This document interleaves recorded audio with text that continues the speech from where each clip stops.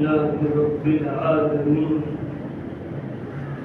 والصلاة والسلام على سيد المرسلين محمد بن عبد الله الأمين وعلى آله وصحبه أجمعين وما بعد.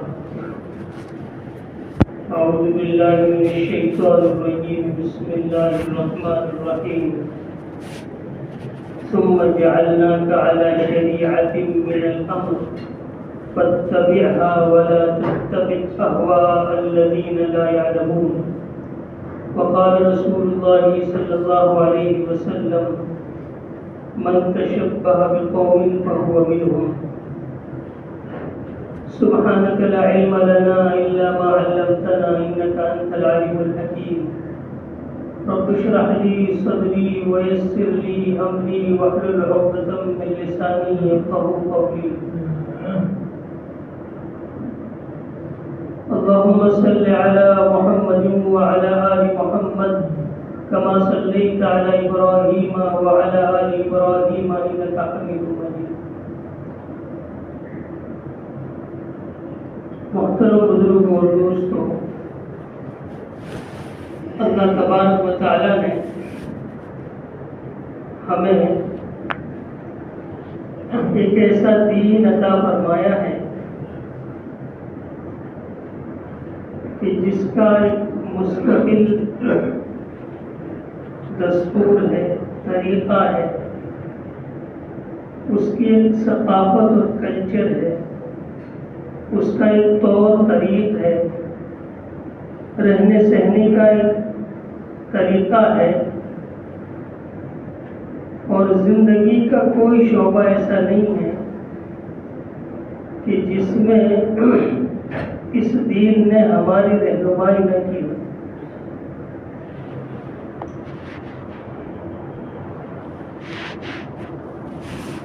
ہر قوم میں کچھ علامتیں ہوتی جس سے اس قوم کو پہچانا جاتا ہے. ہر قوم میں کوئی جشن اور تہوار ہوتا ہے. اس جشن اور تہوار میں وہ ایسے کام کرتے ہیں جس سے پتہ چل جاتا ہے کہ یہ اس قوم کی، اس مذہب کی علامت ہے، اور پتہ چل جاتا ہے کہ یہ فلاں مذہب کے ماننے والے ہیں.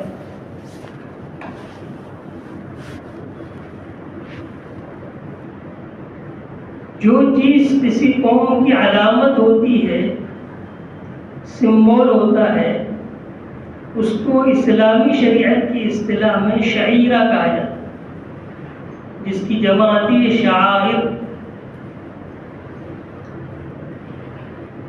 شعیرہ کی نسبت اللہ تبارک و تعالیٰ نے خود اپنی طرف کی ہے.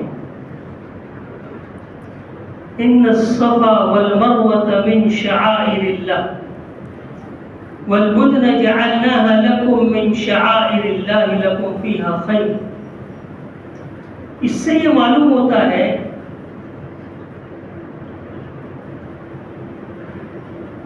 کہ کوئی بھی تہوار یا کوئی بھی جشن ہم اپنی طرف سے نہیں بنا سکتے، اپنی طرف سے اس کو ایجاد نہیں کر سکتے،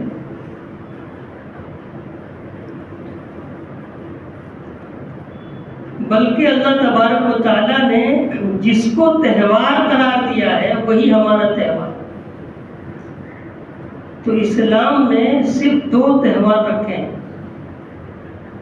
اس کے علاوہ جو تہوار ہم مناتے ہیں وہ ہمارے اپنے خود ساختہ ہے، اسلام سے اس کا کوئی تعلق نہیں.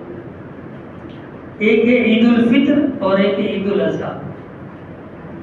اس کے علاوہ اسلام میں کوئی تہوار، اور یہ اس لیے رکھے کہ ہر قوم میں اپنی خوشی کے اظہار کا ایک جذبہ ہوتا ہے.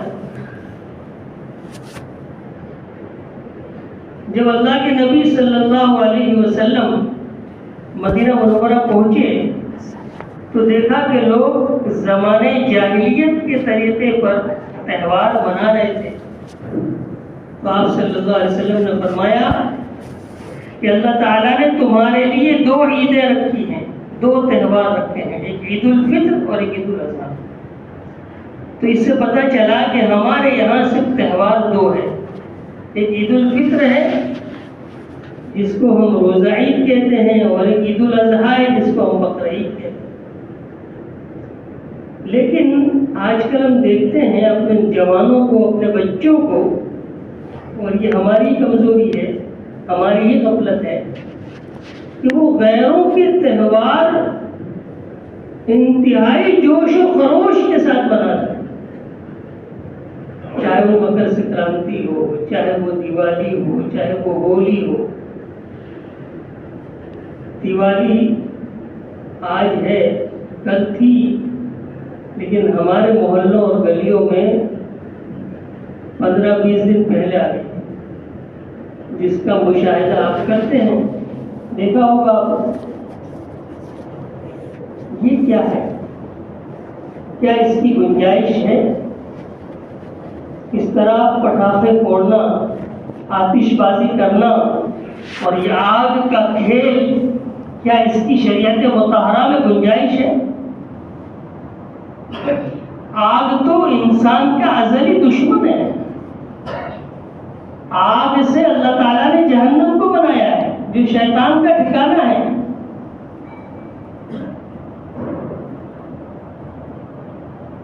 ضرورت کے مطابق ہم اس سے فائدہ اٹھا سکتے ہیں، لیکن اس کا کھیل، اس کے ساتھ کھیلنا، اس کی شریعت مطہرہ میں کوئی گنجائش نہیں۔ اور ایسی کئی روایتیں ہیں جس میں اللہ کے نبی صلی اللہ علیہ وسلم نے آگ سے بچنے کا حکم دیا ہے۔ آپ صلی اللہ علیہ وسلم نے فرمایا، ایک مرتبہ آپ بیٹھے ہوئے تھے، چٹائی پر بیٹھے ہوئے ہیں، ایک چوہیا چراغ کی جو بتی ہوتی ہے وہ لے کر آئی اور اس نے اس کو چٹائی پر چھوڑ دیا، جس سے چٹائی میں آگ لگ گئی۔ آپ صلی اللہ علیہ وسلم نے صحابہ کو مخاطب کر کے فرمایا کہ تم میں سے جب رات ہونے لگے، کسی کے گھر میں آگ جل رہی ہو تو اسے بجھا دیا، اس لیے کہ بسا اوقات شیطان ان جانوروں کے دلوں میں ایسی بات ڈالتا ہے اور وہ اس کے ذریعے سے تمہارے گھر کو آگ لگا سکتا۔ ایک مرتبہ مدینہ میں ایک گھر میں آگ لگ گئی تو آپ نے ارشاد فرمایا، رات کو آگ کو جلا ہوا مت چھوڑو، اسے بجھا دیا کرو۔ ایک حدیث پاک میں فرمایا گیا کہ جب رات ہو جائے، یعنی جب رات کا آغاز ہو جائے، شروعات ہو جائے، تو اپنے بچوں کو گھر میں روک لو، اس لیے کہ اس وقت شیاطین پھیل جاتے ہیں، اور جب کچھ رات گزر جائے تب جائے، اور جب رات کو آرام کرنے لگو تو اپنے دروازوں کو بسم اللہ کر کے بند کرو، اپنے برتنوں کو ڈھک دیا کرو، گھر میں آگ جل رہی ہو تو اسے بجھا دیا کرو۔ اتنی ساری وعیدیں ہیں آگ سے بچنے کے لیے، اتنی سارے احکامات، اور ہم دیکھتے ہیں کہ ہم اپنے نوجوانوں کو، اپنے بچوں کو، کہ وہ اس طریقے سے اس میں شرکت ان کی ہوتی ہے جیسے ان کا تہوار، حالانکہ یہ تو ایک ہندوانہ تہوار ہے اور اس سے ان کا مذہبی معاملہ لگا ہوا ہے۔ ان کا جو قمری مہینہ ہوتا ہے اس میں کارتک کے 15ویں دن یہ منائی جاتی ہے، اور اس کا پس منظر یہ ہے کہ جب رام 14 سال کے بنواس کے بعد بادشاہت کی طرف آئے تو ان کے استقبال میں پورے شہر میں چراغاں کیا گیا، دیے جلائے گئے ان کے استقبال۔ تو ایک مذہبی پس منظر ہے، اس کا ایک بیک گراؤنڈ جو ہے وہ مذہبی ہے۔ تو ہمارے لیے کسی اور مذہب کے طریقوں کو اختیار کرنے کی گنجائش کیسے ہو سکے؟ بڑی سخت وعید ہے۔ اللہ کے نبی صلی اللہ علیہ وسلم نے فرمایا من تشبہ بقوم فہو منہم، جو جس قوم کی مشابہت اختیار کرے گا اس کا حشر اسی کے ساتھ ہوگا۔ ہمیں تو یہ کہا گیا خالف الیہود والنصارى، یہود و نصارہ کی مخالفت کرو، اپنی داڑھیوں کو بڑھاؤ، اپنی مونچھوں کو کم کرو، اس لیے کہ ان کا معاملہ الٹا ہے۔ اور تو اور عبادات میں بھی مشابہت اختیار کرنے سے، یعنی وہ عبادت جو ہم بھی کرتے ہیں وہ بھی کرتے ہیں۔ روزہ رکھتے ہیں ہم، ان کے یہاں بھی روزہ ہے، لیکن آپ نے فرمایا کہ روزہ رکھنے میں یہود کی مخالفت کرو سحری کر کے، وہ سحری نہیں کرتے، وہ رات دن کا روزہ رکھتے ہیں، تم سحری کرو تاکہ تمہارے اور ان کے روزے میں فرق ہو جائے۔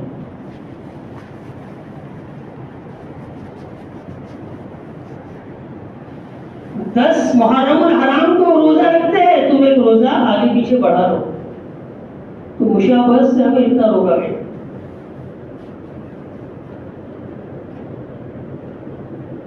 اور پھر اس عمل کو اگر ہم دیکھیں، اس میں کتنے نقصانات اور کتنی وعیدوں کے ہم مستحق بن جاتے ہیں اس عمل کو کرنے کی وجہ سے۔ ہمیں اپنے تہواروں پر خوشی کا اظہار کرنا چاہیے۔ ہمارے تو تہوار بھی اللہ تبارک و تعالیٰ نے جو بنائے تو اس میں کتنی متانت، کتنی سنجیدگی ہے، اور اس کو بھی عبادت سے جوڑ دیا ہے۔ عید کی نماز، عید کا دن سب سے پہلے ہم سے کہا گیا دوبارہ پڑھو، اللہ تعالیٰ کے سامنے اپنا سر جھکاؤ، شکرانہ ادا کرو، لوگوں کو مبارکباد دو، جو غریب مسکین ہیں ان کا خیال رکھو، صدقہ فطر مستقل اس کے لیے۔ اور یوں کہا گیا کہ عید سے پہلے پہلے اس کو ادا کر دو، یہ بہتر ہے، تاکہ تمام مساکین اور غربا جو ہیں وہ اس خوشی میں شامل ہو سکیں۔ عید الاضحیٰ میں قربانی کا گوشت لوگوں تک پہنچاؤ۔ تو ہمارے یہاں جشن اور تہوار جو ہے اس کے اندر ایک سنجیدگی ہے، متانت، غیروں کا طریقہ اختیار کرنا، یہ ہمارے لیے انتہائی مہلک ہے اور ذلت کو لانے والا ہے۔ حضرت عمر بن خطاب رضی اللہ تعالیٰ عنہ ارشاد فرمایا، اللہ تبارک و تعالیٰ نے ہم کو عزت جو دی ہے وہ اسلام کی وجہ سے، اسلام سے منسلک ہونے کی وجہ سے، اسلام سے تعلق کی وجہ سے عزت دی ہے۔ اگر ہم نے اپنی عزت کسی اور طریقے سے تلاش کی تو اللہ تعالیٰ ذلیل کر دے، اذلہ اللہ، وَإِذَا طَلَبَهُ اللَّهُ مِنْ غَيْرِهِ أَذَلَّهُ اللَّهُ، اگر اس کے اسلام کے علاوہ کسی اور طریقے سے عزت تلاش کی اللہ تعالیٰ ذلیل کر دے گا۔ چنانچہ ہم دیکھتے ہیں کہ آج ہماری جو ذلت اور رسوائی جو ہو رہی ہے اس کی وجہ یہی ہے کہ ہم نے اسلام سے جو ربط ہے وہ چھوڑ، اسلام کے جو احکامات ہیں اس کو ہم نے بسے پشت ڈال دیے، ہم نے اس کو اگنور کر کے رکھا ہے۔ ہم اپنی ساری تقاریب، اپنے سارے فنکشن اپنی مرضی کے مطابق، رسم و رواج کے مطابق، اور یہ عمل یعنی یہ پٹاخے، آتش بازی اور جو کچھ ہمارے بچے، ہمارے نوجوان کر رہے ہیں، دنیاوی اعتبار سے بھی اس میں بہت سارے نقصان۔ سب سے پہلا نقصان تو یہ ہے کہ اس میں مال ضائع ہوتا ہے۔ کیا تک ہے کہ ہم اپنی پسینے کی گاڑی کمائی سے پٹاخے خریدیں اور پھر اس میں آگ لگا دیں۔ مزہ کیا ہے؟ وہ تھوڑی دیر جو روشنی ہوتی ہے الگ الگ انداز کی، وہی مزہ۔ تو مال کو اس طرح ضائع کرنا یہ اسراف ہے۔ یہ فضول خرچی ہے. اللہ تعالیٰ قرآن مجید میں فرماتے ہیں وَلَا تُبَذِّرُوا إِنَّ الْمُبَذِّرِينَ كَانُوا إِخْوَانَ الشَّيَاطِينِ. فضول خرچی مت کرو، فضول خرچی کرنے والے شیطان کے بھائی. اس عمل میں ایک دوسرا نقصان یہ ہے کہ انسان اپنے آپ کو ہلاکت اور نقصان میں ڈالتا ہے. کبھی بھی کوئی حادثہ ہو سکتا ہے، ہو رہا ہے، روزانہ ہم دیکھتے ہیں، پڑھتے ہیں، سنتے ہیں. اللہ تعالیٰ قرآن مجید میں فرماتے ہیں وَلَا تُلْقُوا بِأَيْدِيكُمْ إِلَى التَّهْلُكَةِ. اپنے آپ کو ہلاکت میں مت ڈالو. اور تیسرا نقصان یہ ہے کہ یہ ایک ایسا کام ہے جو لا یعنی ہے، جس کا کوئی دینی دنیاوی کوئی فائدہ نہیں ہے. اور مومن کی علامت ہے کہ وہ لا یعنی کاموں میں نہیں لگتا. من حسن اسلام المرء ترکہ ما لا یعنی. حدیث پاک میں آتا ہے کہ انسان کی اسلام کی خوبیوں میں سے یہ ہے، سچے مومن ہونے کی علامت یہ ہے کہ وہ لا یعنی چیزوں کو چھوڑ دیتا ہے جس کا کوئی فائدہ ہی نہیں ہے. انسان کھاتا پیتا ہے تو کچھ پیٹ بھرتا ہے، لذت آتی ہے، لیکن اس میں تو کوئی فائدہ ہی نہیں ہے. نہ دینی فائدہ ہے نہ دنیاوی فائدہ ہے. تو اس کا ایک نقصان تو یہ ہے کہ اس کا کوئی فائدہ نہیں، فضول خرچی بھی ہے، اپنے آپ کو ہلاکت میں ڈالنا ہے، نقصان پہنچانا ہے، اور انسان ایک لا یعنی کام کو کرنے والا بنتا ہے. اور اس کے علاوہ اور بہت سارے مفاسد ہیں. اس سے لوگوں کو تکلیف ہوتی ہے، اور تکلیف دینا کسی کو یہ حرام ہے، ناجائز ہے. بہت سے محلوں میں، گلیوں میں، گھروں میں بیمار ہیں جن کو اس آواز سے تکلیف ہوتی ہے. بہت سے بوڑھے ہیں، ان کو تکلیف ہوتی ہے. گزرنے والوں کا گزرنا مشکل ہوتا ہے، اور کسی کو ایذا اور تکلیف پہنچانا یہ ہمارا مذہب اس کی اجازت نہیں دیتا. ہمارے یہاں کسی کو تکلیف پہنچانے کی کوئی گنجائش نہیں. تو اس کے ذریعے سے لوگوں کو تکلیف پہنچتی ہے، بیماروں کو تکلیف ہوتی ہے، بوڑھوں کو تکلیف ہوتی ہے، اور بہت سی مرتبہ آگ لگ جاتی ہے جس سے کئی گھر جلتے ہیں، فیکٹریاں جلتی ہیں، جانی اور مالی نقصان ہوتا ہے. اللہ تبارک و تعالیٰ نے ہمیں ایک ایسا دین عطا فرمایا ہے کہ جس نے ہماری ہر ضرورت کا حل رکھا ہے. ہر انسان کی فطرت اور طبیعت میں ہے کہ وہ خوشی کا اظہار کرے. اللہ تعالیٰ نے اس کے لیے 2 عید اور 2 خوشیاں دی. تو ہم اپنی عید اور اپنے تہوار اور اپنے جشن کو چھوڑ کر دوسروں کا تہوار منائیں، دوسروں کی خوشی میں شریک ہوں. یہ کہاں کا انصاف؟ اس میں ہمارا جانی نقصان بھی ہے، ہمارا مالی نقصان بھی ہے، ہمارا معاشی نقصان بھی ہے، اور اس سے لوگوں کو تکلیف بھی ہوتی ہے، اور ایک فضول خرچی والا عمل بھی ہماری طرف سے ہوتا ہے. اس لیے ہمیں ایسے موقعوں پر اپنی اولاد کو، اپنے بچوں کو سمجھانا چاہیے، سکھانا چاہیے کہ بھائی یہ چیز اسلام کے خلاف ہے، ہمارا مذہب اس کی اجازت نہیں دیتا. ہم اپنے بچوں کو اعلیٰ سے اعلیٰ تعلیم دلائیں، اچھے سے اچھے اسکول میں، اچھے کالج میں ان کا داخلہ کروائیں، لیکن اس کے ساتھ ساتھ ان کا دینی ذہن بنانا بھی ضروری ہے. ان کو اچھی سے اچھی ڈگری دلائیں، لیکن اس کے ساتھ ساتھ ان کا ذہن بنانا ضروری ہے کہ ہم جس مذہب کے ماننے والے ہیں وہ مذہب ویسا نہیں ہے جیسے اور مذاہب، کہ مخصوص وقت میں عبادت کر لی، بات ختم ہو گئی، اب جو چاہو کرو. نہیں، ہم ایک ایسے مذہب کے ماننے والے ہیں جس کا تعلق صبح اٹھنے سے لے کر رات کو سونے تک تمام چیزوں سے، بچپن سے لے کر جوانی اور بڑھاپے تک، موت تک، جتنے مراحل کو انسان کو جتنے مراحل سے گزرنا ہے، ان سارے مراحل کا حل اللہ تبارک و تعالیٰ نے اس دین میں رکھا ہے، اور ہم اس کے پابند ہیں اس لیے کہ ہم مسلمان ہیں۔ ان الدین عند اللہ الاسلام، اللہ تعالیٰ کے نزدیک اگر کوئی دین اور مذہب ہے تو وہ صرف اور صرف اسلام، اور ہم اس کے ماننے والے ہیں، ہم اس کے تابع دار ہیں، تو ہمیں ہر حال میں اس کی تابع داری کریں۔ ہم ضرور اپنے بچوں کو اعلیٰ سے اعلیٰ تعلیم دلائیں، لیکن ان کو دیندار بنانا یہ ہمارا فرض ہے، ان کی دینی تعلیم و تربیت کرنا یہ ہمارا کرتویہ ہے، جس پر ہماری پوچھ ہوگی۔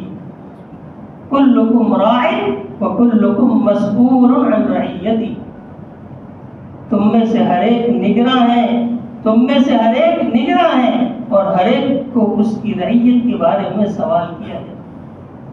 شوہر کو اس کی بیوی کے بارے میں سوال ہوگا، باپ کو اس کے بیٹے کے بارے میں سوال ہوگا، سردار کو اس کی قوم کے بارے میں سوال ہوگا، خاندان کے بڑے کو اس کے خاندان کے لوگوں کے بارے میں سوال ہوگا۔